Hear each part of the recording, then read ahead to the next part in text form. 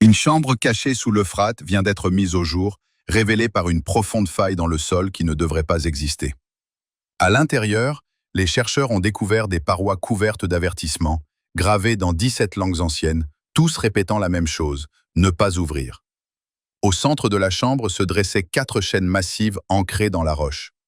Mais les chaînes étaient brisées et vides. Depuis cet instant, la région a changé. Tremblement de terre, apparitions, perturbations inexpliquées. Jésus avait prévenu que lorsque cela commencerait, les gens ne reconnaîtraient pas ce qu'ils verraient. Les chaînes, le métal et ce que les freins ont révélé. L'Euphrate se rétrécit depuis des années. Les satellites l'ont confirmé, les gouvernements le surveillent, les scientifiques l'enregistrent. Mais personne ne comprenait ce que le fleuve dévoilait réellement en se retirant. Puis, une équipe de géologues a été appelée. Ils suivaient le recul depuis des mois, et quelque chose dans les relevés du lit du fleuve ne collait pas. Le sol sous les eaux en retrait se comportait étrangement. Les relevés de pression étaient erronés. La composition du sol dans certaines zones ne correspondait pas à celle des environs. Le géologue en chef de l'équipe a déclaré plus tard qu'il savait que quelque chose était enfoui là, avant même le début des fouilles. Il ignorait simplement quoi. Ils ont fait appel à de la machinerie lourde. Un radar à pénétration de sol a été déployé en premier, scrutant les profondeurs du lit de la rivière. Les images affichées sur les écrans ont incité l'équipe à effectuer le balayage 3 fois avant de prendre la parole. Le radar révélait un espace creux souterrain, vaste, structuré et parfaitement étanche. Ni une poche d'air naturelle, ni une faille géologique, mais une chambre. Il a fallu des jours d'excavation minutieuse pour l'atteindre. Les machines ne pouvaient progresser que jusqu'à un certain point, le risque d'effondrement les obligeant à ralentir et à travailler manuellement. Lorsqu'ils ont enfin percé le trou, l'entrée qu'ils ont découverte a stupéfié tout le monde. Elle n'était ni irrégulière ni brisée, comme l'est un effondrement naturel. Les angles étaient nets. La géométrie était délibérée. Il ne s'agissait pas d'un phénomène d'érosion. C'était un espace scellé qui était désormais ouvert. À l'intérieur, au centre de la chambre, se dressaient 4 chaînes massives. Chacune était ancrée dans la roche-mère à des positions précises, nord, sud, est et ouest. Les enquêteurs examinèrent la disposition et tirèrent rapidement une conclusion. La chambre n'avait pas été construite à côté des chaînes, mais autour. Cet espace entier n'avait qu'un seul but, maintenir quelque chose en place. Le métal fut la première chose qui troubla l'équipe. Aucune soudure, aucune trace d'outil, aucune fissure due à la fabrication. Chaque maillon était parfaitement lisse, comme si la chaîne n'avait jamais été assemblée, comme si elle avait toujours existé sous cette forme. L'analyse confirma ce que personne n'osait dire à voix haute. Produire un métal de cette qualité nécessiterait des températures supérieures à 3000 degrés Celsius, soit plus chaud que la surface du Soleil. Aucune civilisation ancienne n'a jamais approché une telle température. Même avec les technologies industrielles modernes, la reproduire serait extrêmement difficile. Ces chaînes n'étaient pas d'origine humaine. Soudain, quelqu'un tendit la main et en toucha une. Il retira aussitôt sa main. La chaîne était chaude, et pas qu'un peu. Une chaleur indéniable se dégageait, semblable à celle du métal parcouru par la chaleur. Des analyses thermiques ont confirmé l'incompréhensible. La roche environnante était froide. La chaleur ne provenait pas du sol autour des chaînes, mais de l'intérieur même du métal. Localisée, constante et continue, elle ne semblait pas avoir de source identifiable. Quelque chose générait de la chaleur à l'intérieur de ces chaînes, apparemment depuis des millénaires, sans que rien aux alentours ne puisse l'expliquer. Mais le pire restait à venir. Les chaînes étaient brisées. L'examen attentif des points de rupture a révélé que la force appliquée de l'intérieur vers l'extérieur indiquait une force résultant d'une pression interne ou de contraintes géologiques. Ce qui était retenu par ces chaînes avait exercé une telle force qu'il avait déchiré les attaches ancrées dans la roche-mère et s'en était échappé. D'anciennes tablettes d'argile sumériennes, écrites des milliers d'années avant la Bible, décrivent des êtres divins retenus sous terre, le long du fleuve Euphrate, par des chaînes dans un lieu souterrain scellé. Cette description géographique correspond au bassin de l'Euphrate. La description physique correspond à ce qui a été trouvé dans cette chambre. Ce récit ne commence pas avec les Écritures, il est antérieur aux Écritures. L'Apocalypse 9.14 et 9.15 complètent le tableau, décrivant 4 êtres enchaînés sur l'Euphrate, retenus jusqu'à 1 heure, 1 jour, 1 mois et 1 année précis. Tout cela préparé à l'avance. Il ne s'agissait pas d'une évasion, mais d'une libération programmée bien avant la naissance de tout être humain. Et des inscriptions étaient gravées sur tous les murs entourant ces êtres. Enchaînés, dans des langues du monde antique entier, se trouvait un message indiquant clairement que ce moment était attendu depuis des millénaires. Un message que personne n'était censé voir. Avant même de déchiffrer un seul mot sur ces murs, les chercheurs remarquèrent les symboles. Gravés en séquence descendante du haut du mur, chaque symbole était légèrement différent du précédent. Les archéologues étudièrent attentivement le motif et confirmèrent qu'il n'était pas décoratif. Ce n'était pas de l'art religieux. Il s'agissait d'un compte à rebours, une séquence mesurant la progression vers un point précis, se rapprochant à chaque gravure jusqu'à atteindre le bas du mur. Aucun point de départ n'était visible. Seules les dernières étapes du compte à rebours avaient été laissées. Celui ou celle qui a gravé ces symboles ne voulait pas que l'on sache quand le compte à rebours avait commencé. Il ou elle n'a laissé que l'essentiel, la progression vers la fin. Puis les chercheurs se tournèrent vers le reste des murs et le silence se fit dans la pièce. Le même message était gravé sur toute la surface de la chambre, dans 17 langues anciennes différentes, sumérien, akkadien, araméen et vieux perse. Des civilisations séparées par des siècles, vivant dans des régions différentes, sans aucune communication documentée entre elles. Et pourtant, chacune d'elles avait inscrit exactement les mêmes mots. Ne pas déceler. Conserver jusqu'à l'heure prévue. Mais il n'y avait pas que les langues qui différaient. L'écriture était différente. Les styles de gravure étaient différents. La profondeur des entailles, l'espacement des lettres, la forme de chaque inscription, tout cela indiquait des mains différentes, des outils différents, des peuples différents, issus d'époques historiques complètement différentes. Il ne s'agissait pas d'un seul groupe écrivant en plusieurs langues.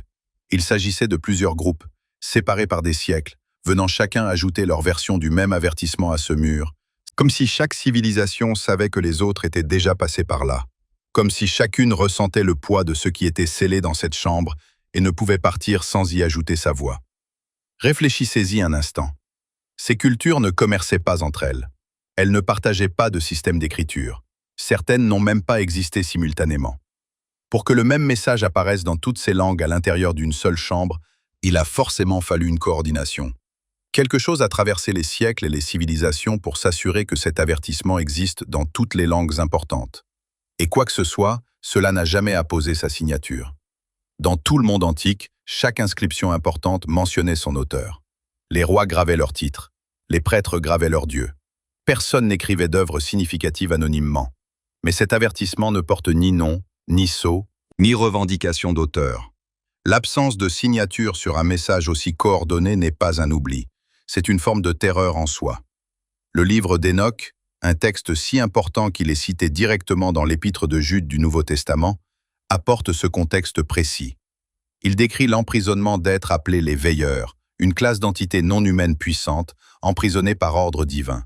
Il indique clairement que des avertissements ont été gravés sur le lieu de leur emprisonnement afin que les générations futures puissent reconnaître l'endroit et savoir qu'il ne faut pas intervenir. La chambre correspond à ce récit dans ses moindres détails structurels. Daniel 12.4 rapporte que Dieu a dit au prophète que certaines paroles seraient scellées jusqu'au temps de la fin. Apocalypse 5.1 décrit un rouleau qui ne peut être ouvert qu'à la fin des temps. Apocalypse 5.1 décrit un rouleau qui ne peut être ouvert qu'au moment fixé. Ce schéma se retrouve dans toute la Bible. Certaines choses n'ont pas été perdues pour l'histoire. Elles ont été délibérément préservées, cachées et scellées jusqu'à un moment précis où elles étaient destinées à être découvertes. Ce moment est arrivé. Le compte à rebours est terminé. La chambre a été ouverte. L'avertissement a été lu. Et selon la logique interne de l'inscription elle-même, le moment fixé n'approche plus. Il est arrivé. Les civilisations qui ont gravé ces murs n'ont jamais vécu pour voir ce contre quoi elles mettaient en garde. Elles ont néanmoins écrit dans toutes les langues qu'elles pouvaient atteindre, pour des gens qu'elles ne rencontreraient jamais. Un tel niveau d'urgence, à travers tant de cultures, aurait dû suffire à arrêter n'importe qui. Mais la chambre a été ouverte, et dès que les chercheurs ont franchi le seuil, l'espace intérieur a clairement fait comprendre que quelque chose savait déjà qu'ils étaient là. L'environnement de la chambre. Dès que les chercheurs ont pénétré dans la chambre intérieure, quelque chose a changé, non pas progressivement mais instantanément. La température a chuté si rapidement que la respiration est devenue visible en quelques secondes. Du givre a commencé à se former le long des parois de pierre. L'équipe a vérifié les relevés effectués sur la roche plus profonde entourant la chambre et n'a rien trouvé. Aucun refroidissement, Aucune baisse de température, aucune explication. Le froid existait uniquement à l'intérieur de cet espace précis, tranchant sur ses bords, comme si quelque chose le maintenait activement, comme si la chambre était maintenue froide intentionnellement. Puis l'air a commencé à se comporter étrangement. Les niveaux d'oxygène ont fluctué d'une manière que les systèmes de grottes scellées ne produisent tout simplement pas. Des composés chimiques sont apparus dans les relevés atmosphériques qui n'ont rien à faire dans un espace souterrain clos. Il ne s'agissait pas de sous-produits de la chimie de la roche ou de la décomposition géologique. La décomposition laisse des traces chimiques. La respiration laisse des traces chimiques. Chaque processus biologique laisse une signature dans l'air ambiant. Si ces composés étaient présents dans une chambre scellée depuis des milliers d'années, c'est que quelque chose les avait produits. Quelque chose avait respiré là-dedans. Les membres de l'équipe ont commencé à le ressentir avant même que les instruments ne le confirment. Le vertige est apparu en premier, puis un ralentissement de la pensée, une lourdeur dans les membres et une sensation persistante de pression sur la poitrine, malgré des mesures de pression normales. Leur corps réagissait à quelque chose que l'équipement n'était pas conçu pour mesurer. C'est là que la science ajoute un élément troublant plutôt que d'expliquer le phénomène. Les infrasons sont des sons inaudibles pour l'oreille humaine. Des études ont montré que certaines fréquences infrasonores, notamment celles autour de 18 à 19 Hz, provoquent une angoisse intense, la sensation physique d'une présence à proximité, des troubles visuels, des nausées et une désorientation. Les effets ressentis par l'équipe dans cette chambre correspondent précisément à une exposition aux infrasons. Cela ne rend pas la situation moins effrayante. Au contraire, elle l'est davantage, car quelque chose générait cette fréquence à l'intérieur d'un espace souterrain scellé depuis des millénaires. Et puis, sous cette atmosphère pesante, ils ont senti une pulsation. Les instruments ont détecté une vibration rythmique provenant du dessous du plancher de la chambre. Ce n'était pas un séisme. Ce n'était pas une interférence mécanique due à l'équipement. Le rythme se répétait à intervalles réguliers et constants, lents et patients, comme la respiration d'une force immense tapie sous la pierre. Il ne s'accélérait pas, il ne ralentissait pas. Il continuait simplement, imperturbable et délibéré, totalement indifférent à la présence de l'équipe au-dessus. Chaque anomalie dans cette chambre opérait dans des limites bien définies. Le froid s'arrêtait au seuil. Des composés chimiques étaient confinés à l'air clos. L'impulsion provenait directement du dessous du sol et de nulle part ailleurs.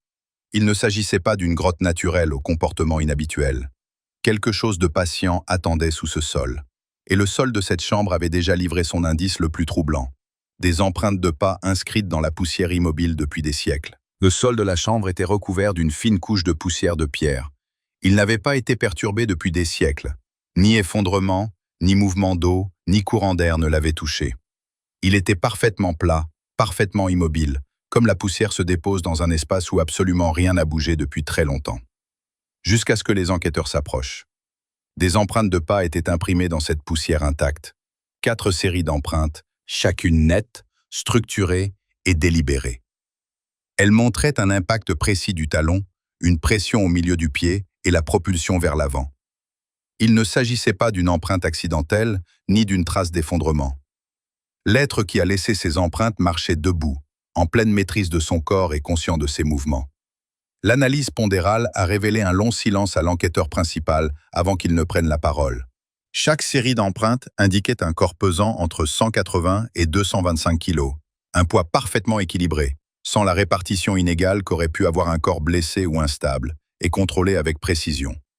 4 entités distinctes, chacune portant environ 4 fois la masse d'un homme adulte, se déplaçant sans le moindre signe de difficulté ou de déséquilibre.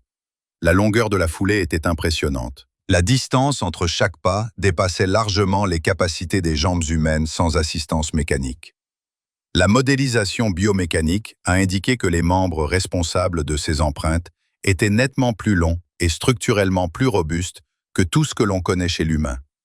Aucune traînée, aucune hésitation, aucun signe d'adaptation à un environnement inconnu. Ces corps se déplaçaient comme si l'espace environnant n'offrait aucune résistance. La poussière elle-même racontait une partie de l'histoire que les empreintes seules ne pouvaient révéler. Au lieu de se comprimer sous chaque pas comme le fait normalement un matériau mou, la poussière, les empreintes étaient projetées dans toutes les directions à partir du point d'impact. Au microscope, la configuration ressemblait à une onde de choc, une force s'abattant sur le sol, puis se propageant avec force vers l'avant. Le sol n'a pas simplement supporté le poids, il a absorbé l'impact. Mais le détail qui a interpellé les enquêteurs était le point de départ. Les empreintes ne commençaient pas au centre de la chambre, ni près de l'entrée.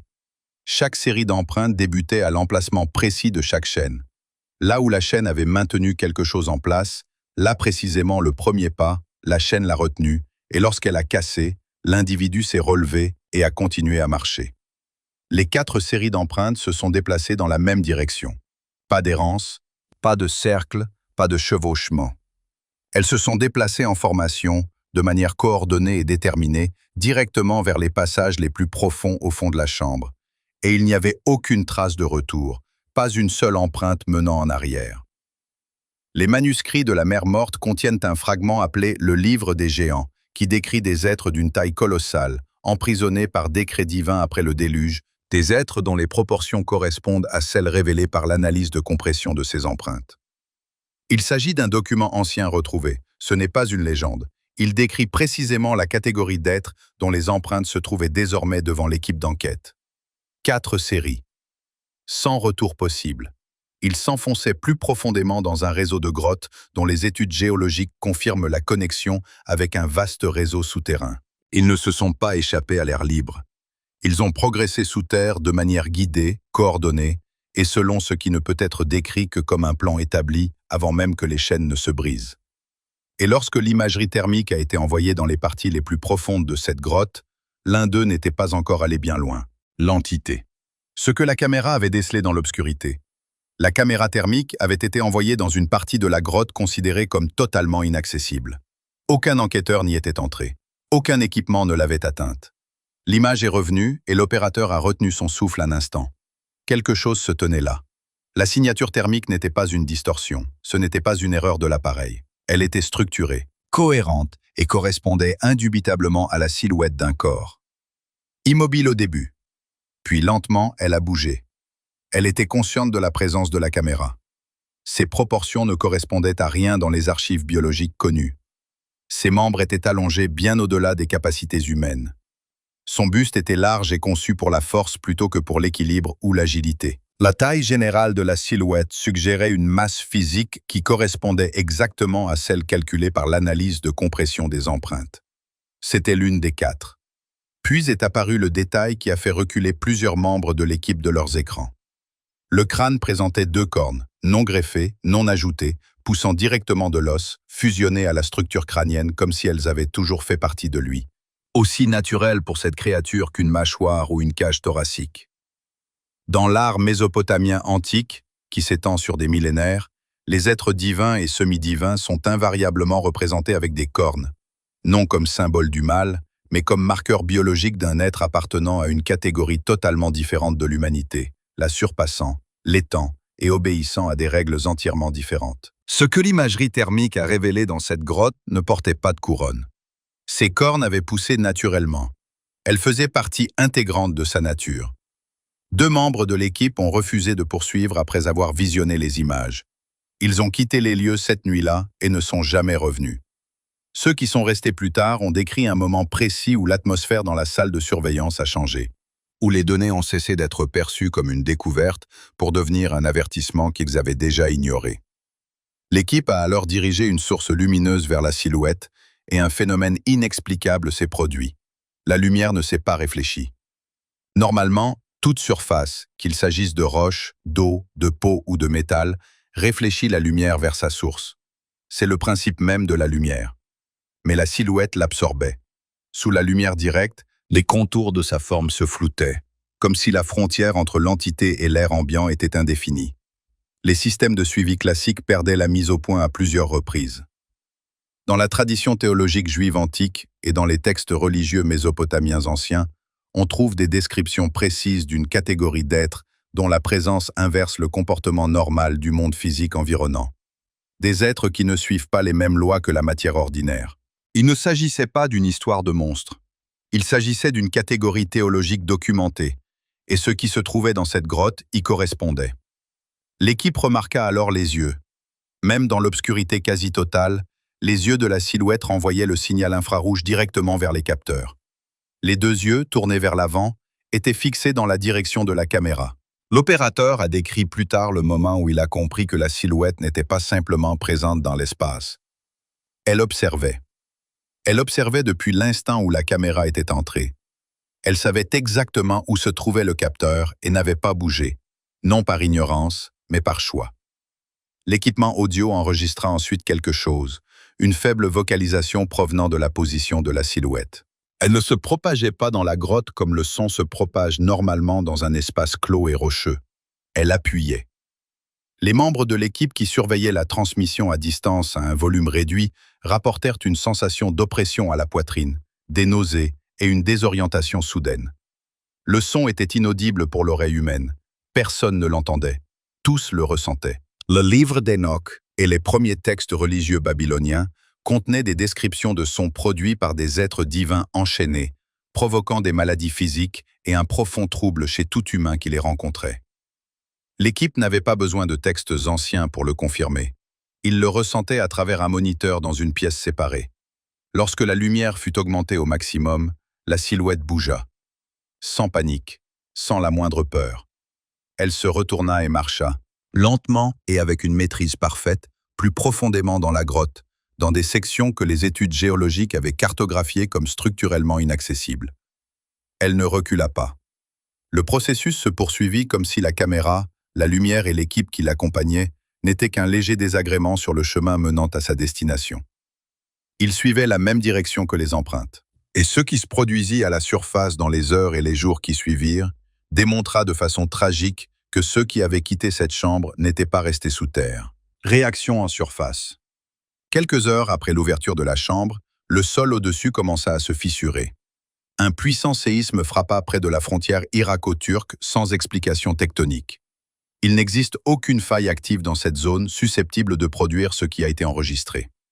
Selon tous les critères des sciences géologiques, cet événement n'aurait pas dû se produire.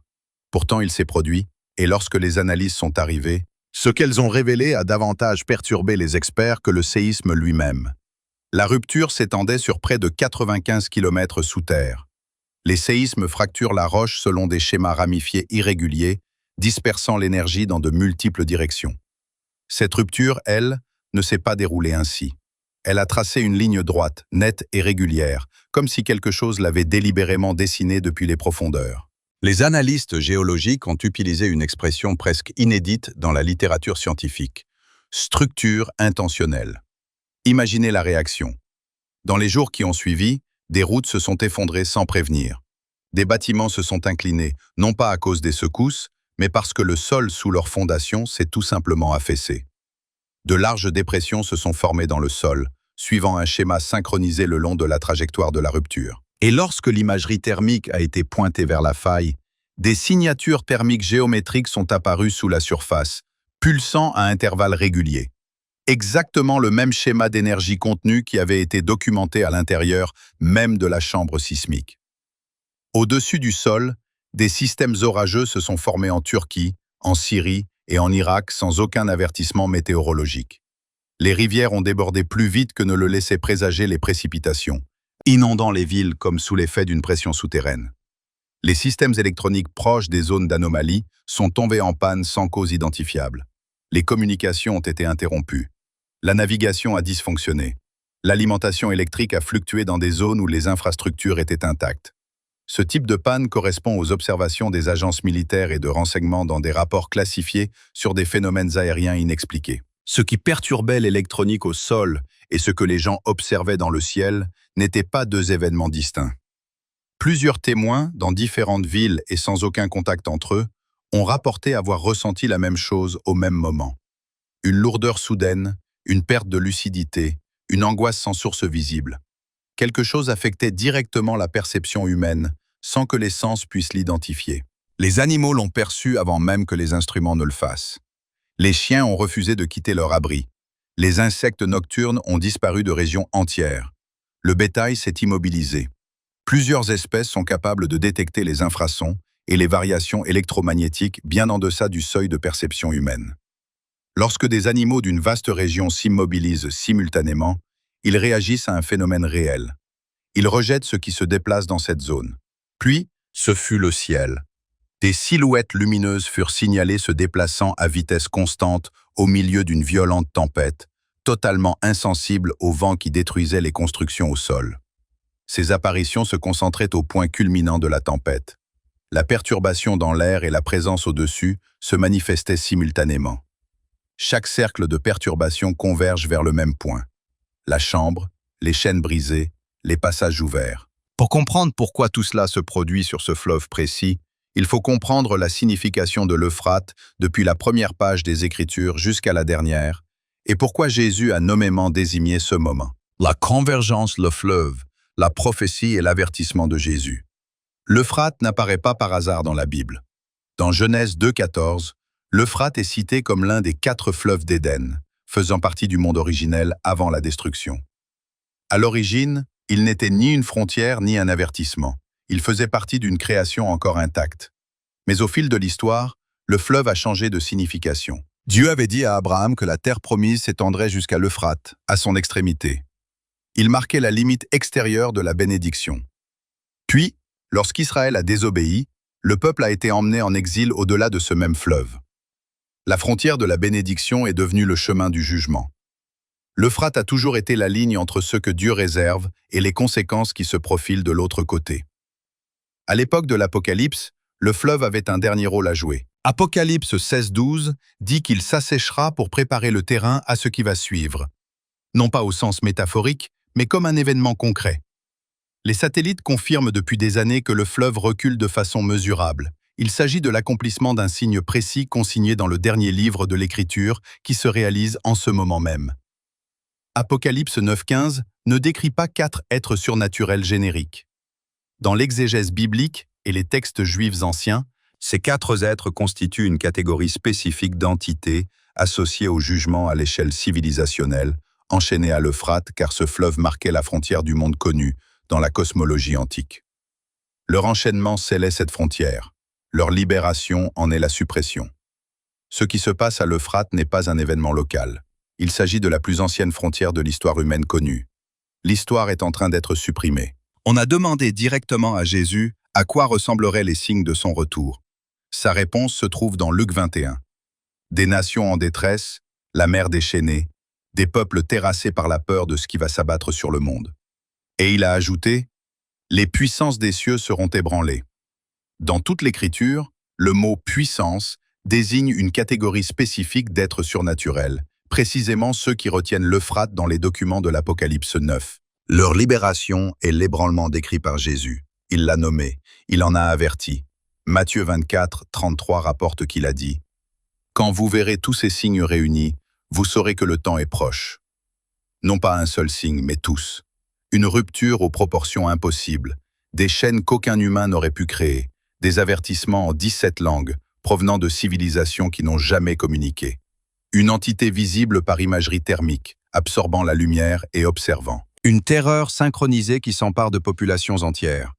Un fleuve, dit l'Écriture, s'assécherait, s'assécherait. Ce ne sont pas des curiosités isolées. Ce sont tous ces signes que Jésus a nommés, qui arrivent ensemble. Dans l'Écriture, avant qu'un seuil ne soit franchi, le schéma n'est jamais celui d'un chaos soudain, mais d'une convergence progressive. Avant le déluge, la vie suivait son cours normal jusqu'à ce que la porte de l'arche soit fermée. Avant l'Exode, l'Égypte fonctionnait normalement jusqu'à la nuit fatidique. Cette convergence est toujours visible, et pourtant presque toujours ignorée par ceux qui la vivent. La parabole des 10 vierges ne divise pas les gens selon qu'ils savaient ou non. Toutes les 10 savaient. La division résidait dans la préparation de chacun. Ce qui a été mis au jour sous l'Euphrate, dans la terre, dans le ciel, et au cœur même de l'expérience des habitants de la région, n'est pas une révélation pour quiconque a lu attentivement ces Écritures. C'est l'accomplissement de ce qui était écrit depuis toujours. La seule question que Jésus a laissée en suspens est celle qu'il s'est posée à lui-même. Lorsque le Fils de l'homme viendra, trouvera-t-il la foi sur la terre? Cette question n'est pas rhétorique. Elle s'adresse à chacun d'entre vous qui regardez ces lignes.